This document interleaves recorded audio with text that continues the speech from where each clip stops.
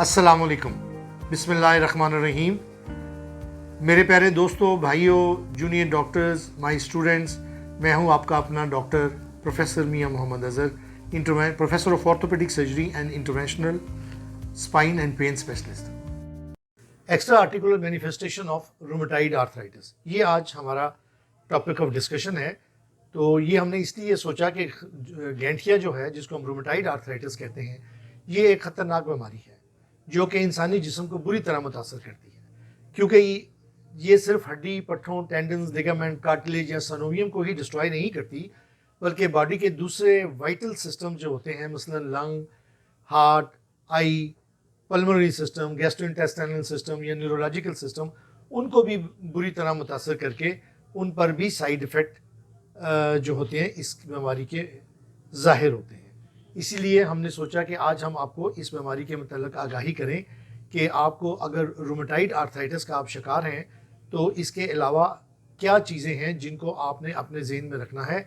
अगर वो आपके जिस्म में किसी तरह रोनमा हो तो फौरी तौर पर आप अपने डॉक्टर से कंसल्ट करें। एथेरोस्क्लेरोसिस या कार्डियोवास्कुलर मैनिफेस्टेशन, ये वो चीज़ें हैं जो कि इस बीमारी में बहुत कॉमनली पाई जाती हैं। इसमें फैट और कोलेस्ट्रॉल जो होते हैं वो बॉडी की जो वेसल्स होती हैं उसमें डिपॉजिट हो जाते हैं और एक प्लेक बनाते हैं, और ये प्लेक जो होता है वो खून के बहाव को रोकता है, जिसके रोकने की वजह से वाइटल सिस्टम के ऊपर बाज़ औक़ात खून की सप्लाई प्रॉपरली नहीं होती और वो हार्ट अटैक या फालिज का बायस बनते हैं। So this is very disasters condition. लिहाजा इस कंडीशन में हमें अपनी बीमारी के साथ साथ दूसरी एहतियाती तदाबीर करनी भी बहुत ज़रूरी होती है। रूमेटाइड वास्कुलाइटिस, इसका मतलब है कि शरियानों के अंदर सोजिश का होना, ये इनिशियल स्टेज होती है जो कि बाद में एथेरोस्क्लेरोसिस का बायस बनती है। ये इसमें जो स्मॉल वेसल्स होती हैं जो कि बहुत वाइटल स्ट्रक्चर्स होते हैं हमारे जिस्म के, जैसे स्किन हो गया, हार्ट हो गया, लंग हो गई या इवन नर्व्स हो गई, वो उनकी सप्लाई को ख़त्म या मुतासर कर सकती हैं, जिससे अज़ाब बहुत बुरी तरह इफ़ेक्ट होते हैं। और बॉडी में अगर आप देखें तो इन ऐसे मरीज़ों को स्किन अल्सर हो जाते हैं जो हील नहीं होते, और पेन होती है, टिंगलिंग सेंसेशन होती है, हाथ और पाँव का सुन्न होना शुरू हो जाता है, रेड आई, ब्लड वीन्स, इसी तरह से चेस्ट पेन और एबनॉर्मल रिदम्स वगैरह डेवलप हो जाते हैं। ये एक ख़तरनाक सूरत हाल होती है, और इस कंडीशन में जो अगर किसी पेशेंट को कोई चोट लगे या कोई अल्सर या कोई ज़ख़म आ जाए तो उसका हील होने की स्पीड बहुत ज़्यादा कम हो जाती है या ख़त्म हो जाती है, और ऐसे मरीज़ अल्टीमेटली गैंग्रीन डेवलप कर जाते हैं और खुदा न और कई दफ़ा हमें उनकी एम्पुटेशन भी करनी पड़ती है।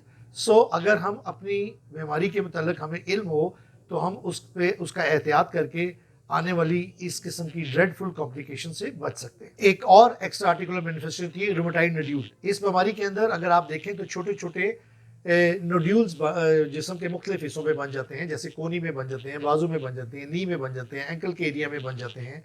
ये रूमेटाइड नोड्यूल जो होते हैं ये प्लेग की फॉर्म में होते हैं और ये बॉडी को भी बुरी तरह मुतासर करते हैं। बाज़ औक़ात अगर पेशेंट में नीमोकोनियोसिस या लंग फाइब्रोसिस है तो और उसमें ये नोड्यूल्स भी हों तो इस बीमारी को हम कैप्लन सिंड्रोम कहते हैं। ये एक ख़तरनाक सूरत हाल होती है जो कि पेशेंट में डेवलप, रूमेटाइड आर्थराइटिस के पेशेंट में डेवलप हो सकती है।